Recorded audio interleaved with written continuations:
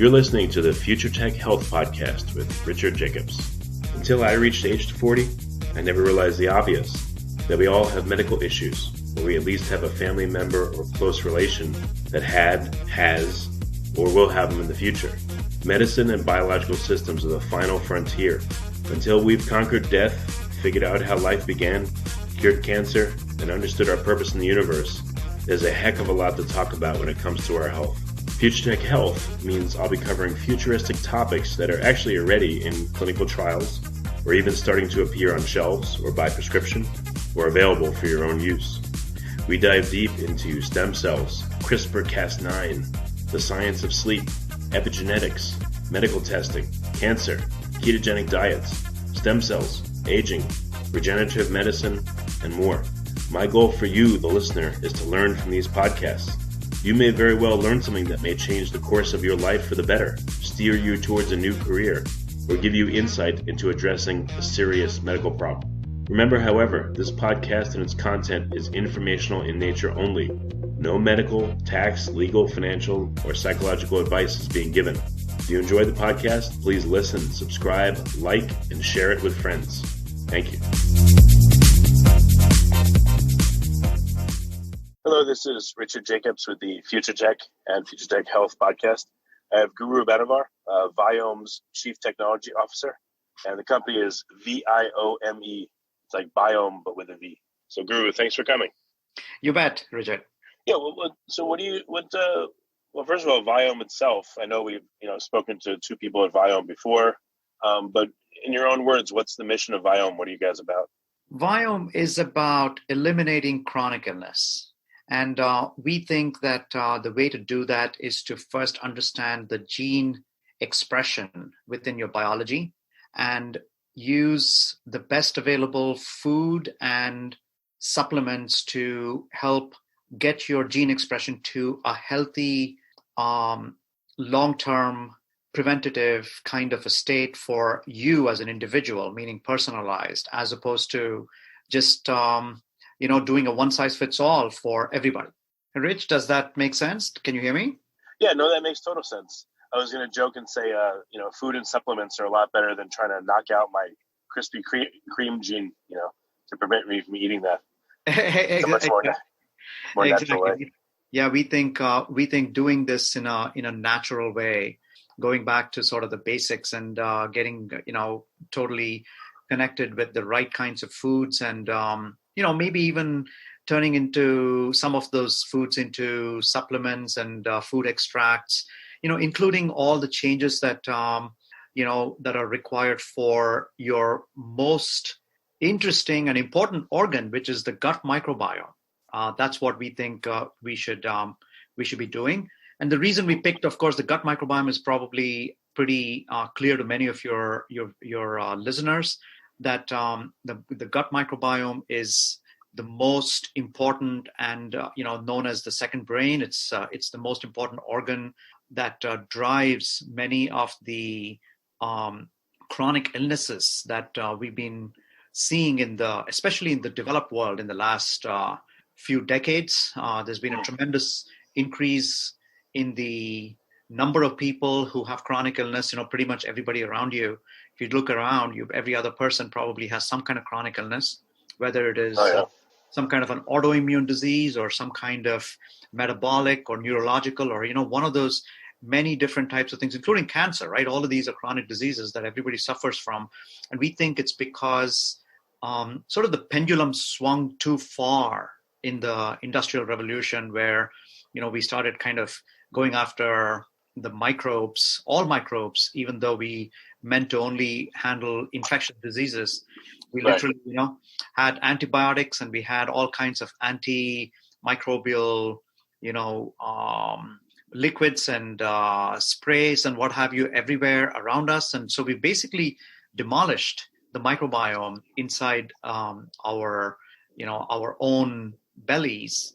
And that has actually caused a tremendous imbalance in the microbiome in the last few decades. And we've been discovering that, having and restoring the right kind of activity, and that's the key word, activity, in your microbiome will and, probably is the most reliable way to get people back into optimal health?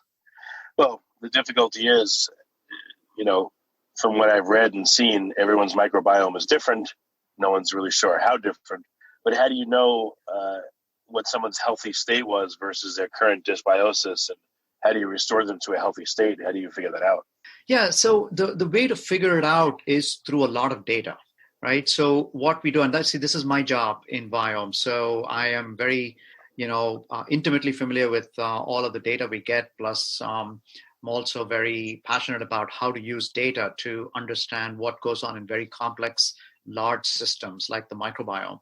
So the way we do it is, first of all, we collect data from thousands and thousands of people. At this point in time, Viome is getting close to 100,000 customers, and so that's a lot of data, right? So when you think about that many samples, each sample, stool sample from a customer has approximately, a few thousand, let's say 2,500 or so different organisms that we can see being active. Mm-hmm. We can see somewhere around, 8,000 or so genes, or, actually these are not individual genes. These are sort of collections of genes that may come from different organisms.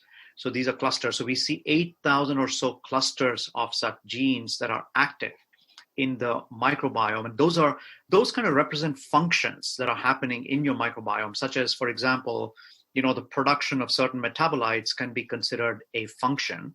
And that doesn't happen just with, an organism, but it happens because there are genes that are active across multiple organisms, and they together make certain metabolites. I mean, including vitamins, for example, your vitamin K, for example, that is generated in your microbiome, that's a function. And we can see these functional groups of activities in your microbiome, in somebody else's microbiome, and so forth. But when you have so much data, we can see what is the difference in these patterns of activity between people who have a particular disease like irritable bowel syndrome and people who don't have that disease, right? So we can see what the differences are between these populations, and those differences tell us how to restore, the patterns in the people who have IBS to the patterns potentially, right, of the people who don't have IBS. That's how you tell the difference. So what, I know, some things you can't say, but what can you say, for instance, in IBS or any other condition? What differences have you seen in looking at thousands of different microbiomes? Yeah. So look, so the way I'll put it is, we are seeing differences in disease versus healthy populations one by one. Okay, so let me start with glucose response, right, which is actually fundamental to diabetes. So we just wrote a paper, and the paper is available on bioRxiv, and that tells us that the difference between people who have good glycemic response, meaning that they don't have a very high glucose response even for foods that may have high levels of carbs, right, have certain pathways in their microbiome that are more active. So, for example, there's a pathway called the indole acetate pathway. That particular pathway is, it consists of a number of enzymes and genes that are all acting together to actually, contain the glucose response of individuals, or, that is driven through your microbiome, basically. Right. So we see that as one of the examples. On the other hand, if we see that, there's another pathway called the fucose pathway that is positively correlated with your glucose response, meaning that if that pathway is more active, then we see that when you eat a food containing more carbs, your glycemic response, your glucose response will be much higher. So there's a whole list of such pathways that we see as the differences between people who have high glucose response versus people who don't have high glucose response. And that's published in this paper that I just mentioned. So that's the first thing that we've already published. Now, it turns out for irritable bowel syndrome, there's again a series of these pathways that are going to be more active for people who have IBS versus people who don't. Now, because we have not yet published that paper yet, and we will be publishing it shortly, I cannot talk about it right now and give away all the answers before we publish it. But suffice it to say that we have seen that certain pathways are more active in people with IBS and more active in people without IBS, and those will be published very shortly. Well, in terms of glucose response, what happens if you see someone with a microbiome where their glucose, their pathways are missing, whatever it is? So the glucose uptake, I guess, is diminished. Does that mean that more undigested glucose, for instance, comes out in the feces? Like, what happens to it if someone has, let's say, they don't respond very positively, they don't respond very much to high carbohydrate foods. For some reason, their body just doesn't, produce a lot of the, convert it into a lot of sugar. What happens to it? Do you know? Yeah. So look, carbohydrates are a food substrate that gets translated to many things. Okay, it's not just absorbed as glucose and processed by the human cells, but it's actually processed by your microbes to generate a number of different metabolites. So, for example, there is a whole class of metabolites called short chain fatty acids. And one example of a short chain fatty acid is butyrate. Another example is propionate. Now, these short chain fatty acids are generally very good for your inflammation, meaning they're anti-inflammatory in nature. So one of the things that the bacteria in your gut microbiome do is to translate certain kinds of carbohydrates into butyrate. And if those translations or conversions happen because your pathways for butyrate metabolism is functioning well and is functioning at a high level, that would be a great piece of news for you, because that will result in lower inflammation in your gut lining, which is considered to be one of the fundamental factors for chronic illness of many different types, right? So there's this whole idea of a leaky gut or an inflamed gut that could be causing a whole range of different issues in your body. And irritable bowel syndrome, is definitely one of those diseases that have been given a name after, various kinds of inflammation could be happening in your gut. And the more direct disease that people associate with inflammation, of course, is inflammatory bowel disease, right? So inflammatory bowel disease is of multiple kinds. One of them is, called Crohn's. Another one is called ulcerative colitis. Now, these are all happening because the anti-inflammatory properties of your gut are not very active. And in fact, the pro-inflammatory properties of your gut may be overly active, right? And there's both pro-inflammatory and anti-inflammatory activities that your microbiome does. And so one of the things that we can do in Viome is to see, out of all the pathways that are active in your microbiome, which of your anti-inflammatory pathways are active and which of your pro-inflammatory pathways are active, and give you essentially some scores. And if you look at your Viome app after you send your samples in, we give you scores for your inflammatory activity. It could be low, medium, or high, and you can tell whether is my inflammation high because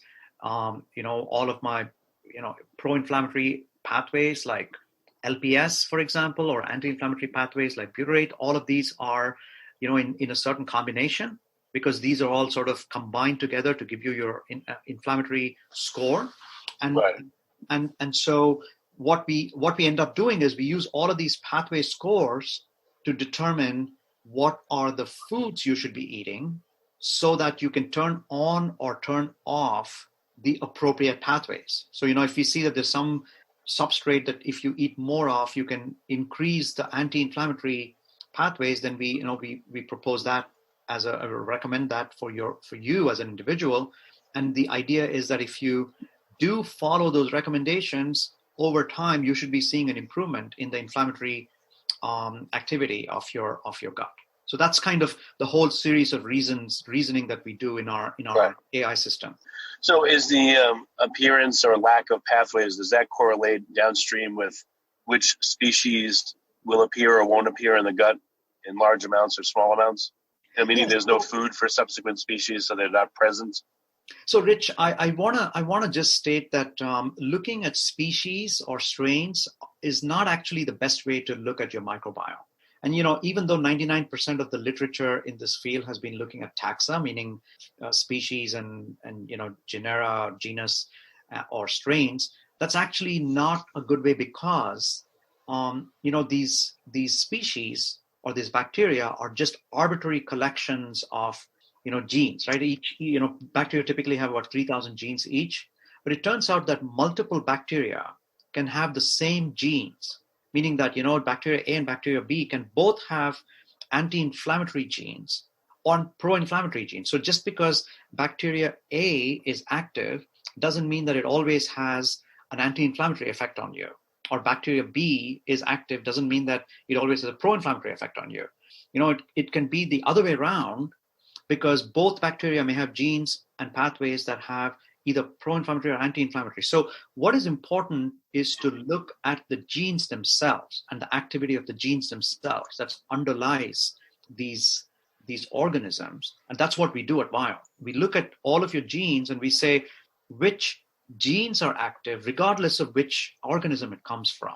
So when you start seeing which genes are active, we can say, oh, look, your anti-inflammatory pathways are high. We don't care which organisms it comes from, because those organisms are not a reliable way of saying they're always going to be anti-inflammatory, pro-inflammatory. So we simply say your anti-inflammatory pathways are doing well regardless of which organisms they come from. So one of my key messages today is that looking at your microbiome just as species or strains or genus level, that's not at all the right way to look at it. What you should be looking at is what are the functions that your microbiome is active for. And that word active is my second message, right? It's not just about what DNA your microbiome has, but it is which DNA has been expressed as RNA. And that means, it's active, as opposed to all the potential DNA that could have been active. We actually see what is the actual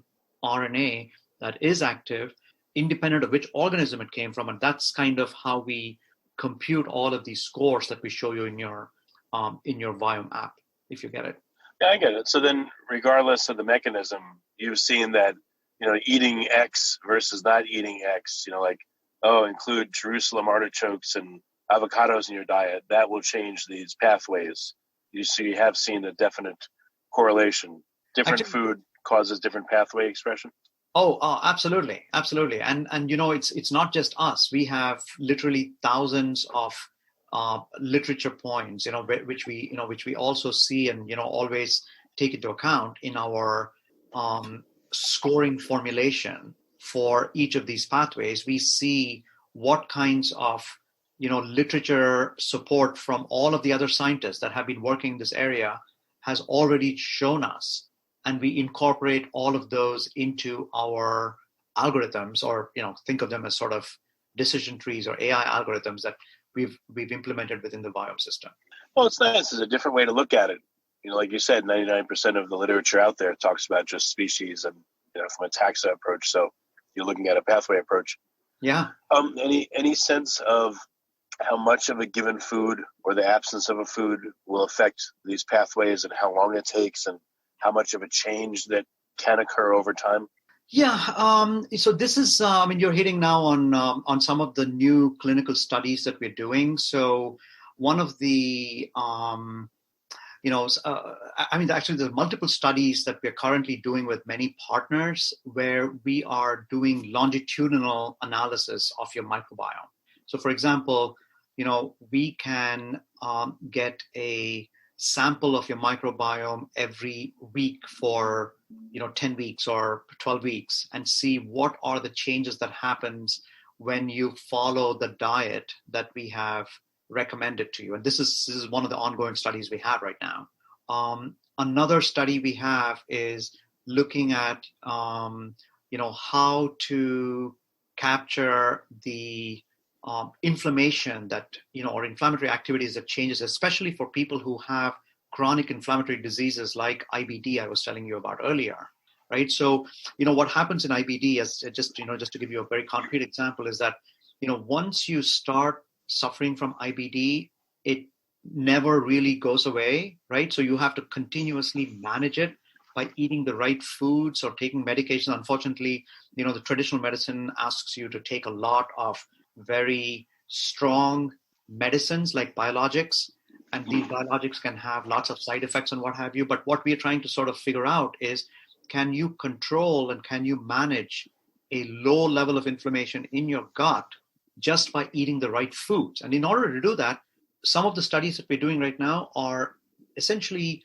tracking longitudinally, right? Every week, every month, we look at, one sample of your gut microbiome, and we say, hey, what has been changing? And then when somebody gets into some kind of a flare-up of one of these inflammatory diseases, we say, okay, what just changed in the microbiome that caused them to become suddenly inflamed? And then, that inflammation may stay for like a few weeks, and then that may go away. So an inflamed gut can go from healthy to very sick to healthy very, very fast, within a matter of a few weeks. So we need to track all of those things. So we are currently doing these clinical studies to tell exactly the answer to your question about what are the changes in your gut microbiome that are causing the inflammation to go up dramatically. And then the next step after that is for us to say, what kinds of foods can, in fact, prevent that inflammation from happening when you look at this microbiome over time? Well, you'll see change, no doubt. But again, if you see change in the prevalence of a pathway, up or down regulation of it, I guess I could say, then that's fine. But what led to that? And that would probably be the appearance or disappearance of various species. It's again, it's the food that you eat, right? So your food essentially provides the substrates for the microbiome to activate or deactivate various pathways. So, for example, if you eat a lot of fibers, specific kinds of fibers, complex carbohydrates, then many of these microbial pathways start to become active. And if you do not eat those fibers, then you are actually preventing these pathways from becoming active. So the starting point for your microbial pathways to become active is definitely food. And so this is why we believe in Viome that getting the right macronutrients and micronutrients in your food is really the best way to manage your chronic illness. Now, I want to mention two things here, right? So there's, when I say food, I'm thinking about, complex carbohydrates like, prebiotics, right? They're also known as prebiotics that can help your current microbiome or organisms in your microbiome become more active or more abundant in your microbiome. That's for existing microbes or existing genes in your microbiome. Okay. There's also the possibility that if you do not have particular kinds of organisms or genes, microbial genes, we could give you probiotics, right? So there's been a number of studies that show, for example, that Akkermansia is a very beneficial, probiotic for certain kinds of chronic diseases, like including diabetes, by the way. There's a lot of literature that supports that. So there can be probiotics and there can be prebiotics. Those are the two different kinds of things that we look at. And sometimes we can also give you, instead of activating your microbiome to generate certain metabolites, we can, if there's a severe lack of metabolites, we could also give you the actual end result, meaning that metabolite itself, to boost your activity for a short period of time. That's not sustainable because that's not continuously generated by your microbiome. It's just a short-term fix while we actually improve your microbiome so that it can give you the long-term fix, right? So these are all different. different ways of putting things together. You can give probiotics, you can give prebiotics, you can give metabolites directly, and you can in fact combine all of these things. In fact, that's exactly what we want to do next, right? We want to take the insights of, what is active and what is not active in your microbiome, turn that into supplements, right? And specifically for you, right? So it could be like, maybe we discover that there are 9 things that we need to give your microbiome in order to restore all of these different pathways and the metabolites that we see a lack of. And we can combine those 9 ingredients into 3 or 4 pills or, supplement pills that we could give you as a personalized pill pack that, we mail that to your house, and you can, literally, pop it in every morning. And that becomes sort of your personalized sort of wellness sort of regime, right? That's kind of where we're going next. That's very cool. Would you consider an unprocessed, non-irradiated food to be itself a prebiotic and a probiotic? Because, I would think natural things, like if I pull a banana off a tree and I eat it, it should have its own associated microbiome with it. So absolutely. So there's a lot of probiotics in natural food that you can get, salads and all kinds of different things, right? So fruits as well, right? And again, there's no such thing as a single food being good for everybody. We have seen that broccoli can be good for you and it can be bad for me. On the other hand, the banana can be great for me, but could be terrible for you. It's one of the things that we published in a paper recently is that if you and I eat, let's say, 2 very well known foods like a banana and bread, okay, it could be the case that my blood sugar spikes when I eat bread, but does not spike at all when I eat banana. But your blood sugar spikes when you eat a banana, and it does not spike at all when you eat bread. And that difference between you and me is pretty fundamental for us to understand. It's not like, I can tell you everybody that, banana is a good food because it's good for me, not good for you, right? So it's the same thing for pretty much most foods. It's not like there's a universal great diet for everybody. It has to be personalized. And that's why we think we need to understand your biology first through some kind of home tests, like our gut microbiome test. And based on that, we can give you what will work for you, but definitely, does not definitely work for anybody else. This is like a whole continuum, I guess an aware person could get like a food sensitivities test, but that's maybe just things to avoid. But you can continue into the health part of the spectrum and, go through Viome, for instance, and see what foods to add or to have more of as well. So you get the more complete picture and a personalized one. Totally. I think that's a great way to think about it. So it's definitely a continuum, and that's actually a way for us to also talk about the microbiome and its role in the overall biology, right? Microbiome is a very critical element. It's a key element of your biology, but it's not the whole thing, right? There's a lot of other things that are going on in your body, like for example, how your human genome is being expressed. And how the interaction between your human human gene expression, and the microbial expression of the pathways, right? What the interactions are between the two.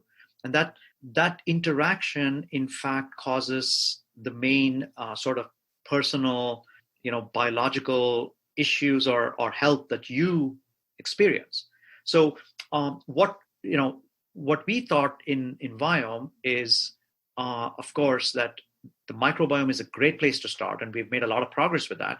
But we're now at a point where we are saying, let's start completing the picture and start adding the human host part of the puzzle as well. And so, we've been doing R&D on blood transcriptomics kit, which is basically a kit that similar kit as your gut microbiome kit that you get at home, but you just prick your finger, get a few drops of blood and send it to our lab, where we see what is the expression of genes in your human blood, and now we see the interaction between the gene expression that's going on in your human cells and the gene expression that's going on in your microbial cells in your gut microbiome, and the two of them together gives us a much more complete picture of what is going on in your body instead of just looking at the microbiome alone. So that's kind of the next step that we are talking about here. And we have started to do a number of studies. And, we've started noticing, for example, that, we can predict, lots of things about your phenotype once we see your gut microbiome and your blood transcriptome both together. So, for example, we can predict your age just by looking at your microbiome and your blood transcriptome. We can say, you're probably within, these, sort of this 8 plus or minus 8 years of your actual age. We can say whether you sleep well or not by looking at your microbiome. We can say whether you took an antibiotic or not. That's probably a little bit more obvious, right? Because antibiotic has such a big influence on your microbiome. We can tell what kind of bowel movements you have, right? We can say, what your general health is. So we can say all of these things just by looking at your data without asking you any further questions, right? So what that's leading us to believe is that once you get this picture, the full picture of your biology, we are going to be able to, create, almost like a digital, a virtual biological model of your body, right? Given all of these different pieces of, the puzzle. And based on that, we can start telling you about, what kinds of functions are active, what kinds of functions are not active. And of course, we can give you some lifestyle advice and food advice and everything else going forward. So how specific are your recommendations right now? If I send my kid in today, you get my kit, and how specific will the recommendations be? Because the reason why I ask is years ago, I had my microbiome sequenced by a number of companies, and I won't say who, but they basically told me nothing. I don't know if they were allowed to, but they said, oh, you have this species and that species and this species, and that was it. They couldn't say any more. Yeah, you should definitely give it a try right now for Viome. The science has come, made a lot of progress, and in our case specifically, what we tell you, so we tell you two things. Okay, there's one section of our app that's called the results, and the other section of our app that's called recommendations. And the results basically tell you what is going on in your microbiome. So it tells you the very long list, in fact, of the species in your microbiome. But more importantly, it tells you the pathways that are active in your microbiome. Okay, so for example, it tells you that your butyrate pathway is highly active, and your LPS pathway is not very active, which is a good thing, by the way, right? And it can tell you that your oxalate pathways are sort of average, right? So there are 20 such pathways that it tells you about regarding your microbiome functions, right? Think of these as functions as opposed to just species, because species are, by themselves, species are just a kind of a curiosity, It's not. You told me, yeah. Yeah. So these functions give you a lot of insight into what is going on. So that's the results part. The recommendations part are also pretty specific. It tells you, it gives you like a list of hundreds of foods, and it classifies them into your superfoods. So there's, typically, 15 to 25 or 30 superfoods that every individual has. And, these are your go-to foods. And, you could have, for example, broccoli on your superfood list because maybe, that you have some inflammation going on, and maybe there's some liver detox support needed, and broccoli is great for that, so you could have that. But for me, it could be on my avoid list because I have too much, maybe there's thyroid function support that I need, or maybe there's too much sulfite gas being produced and so forth, so maybe avoid for me the same exact food. And then we also have a list of about 20 foods or 30 foods that definitely you should not eat too much of, right? You should be avoiding that, meaning, don't eat more than once per week or per every other week or something like that. And again, these superfoods and avoid foods could be quite different from each individual to individual. So that's the level of specificity we go to. And then what if I get, my microbiome evaluated by you, and then I do the test again later? What do you recommend? A month later, 6 months later? We recommend, at this point, 90 days later, 3 months later. So in fact, when we give you our recommendations, the food recommendations, we say these recommendations expire after 90 days and you need to retest. And of course, not everybody retests, but still we know that there's, your microbiome is dynamic, right? It's active, because we are checking for activity. So once you follow the recommendations, it's definitely going to change your microbiome. And at this point in time, we're doing lots of studies to say what is the optimal time to retest, but we think 90 days is a very good time for a retest. And, you can see the changes in your microbiome if you followed the recommendations, and the changes manifest themselves as scores changes. You'll see differences in your, activities in your microbiome. You'll also see changes in your recommendations themselves, because, if you ate a certain set of things, you're definitely going to change the activity levels in your microbiome. So that's going to definitely cause, variations in your in your core, pathway activities as well.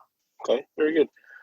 What kind of anecdotal comments have you gotten from people that have sent in samples? When they've made a change and then they've come back to you and sampled again. Anything that sticks out at you that's really interesting? Oh yeah. I mean, people have come back to us and said that, what they used to suffer with rheumatoid arthritis and their, joint pain and so forth has started to vanish. People have lost weight. People have, started feeling, clear in their head, no brain fog, that kind of thing.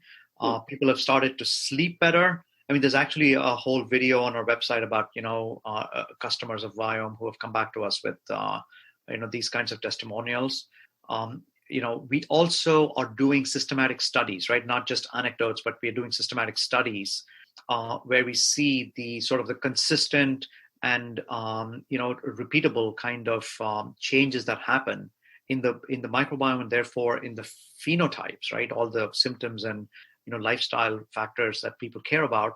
Those changes are also, we are beginning to, quantify those changes through a number of these studies, which are going to be, many of them are going to be longitudinal in the sense that, we track, how well people are following the recommendations and what the symptoms changes are over time. So we are doing those kinds of studies now, and we will start to publish the results from those studies as soon as we have them. Okay. Well, very good.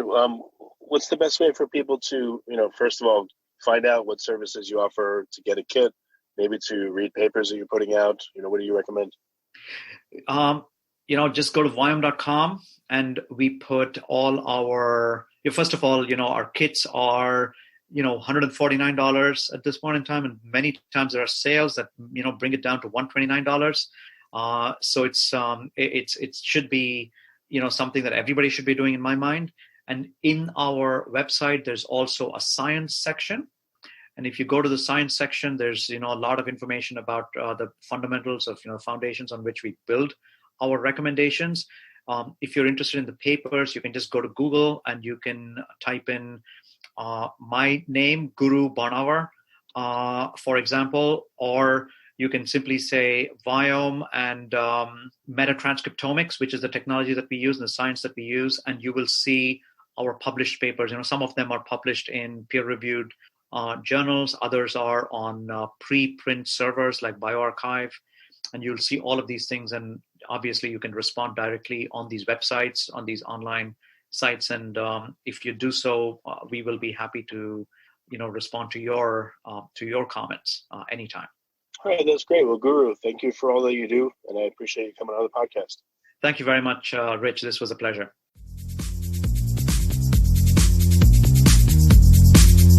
You're listening to the Future Tech Health Podcast with Richard Jacobs. Until I reached age 40, I never realized the obvious, that we all have medical issues, or we at least have a family member or close relation that has, or will have them in the future. Medicine and biological systems are the final frontier. Until we've conquered death, figured out how life began, cured cancer, and understood our purpose in the universe, there's a heck of a lot to talk about when it comes to our health. Future Tech Health means I'll be covering futuristic topics that are actually already in clinical trials, or even starting to appear on shelves or by prescription, or available for your own use. We dive deep into stem cells, CRISPR-Cas9, the science of sleep, epigenetics, medical testing, cancer, ketogenic diets, stem cells, aging, regenerative medicine, and more. My goal for you, the listener, is to learn from these podcasts. You may very well learn something that may change the course of your life for the better, steer you towards a new career, or give you insight into addressing a serious medical problem. Remember, however, this podcast and its content is informational in nature only. No medical, tax, legal, financial, or psychological advice is being given. If you enjoyed the podcast, please listen, subscribe, like, and share it with friends. Thank you.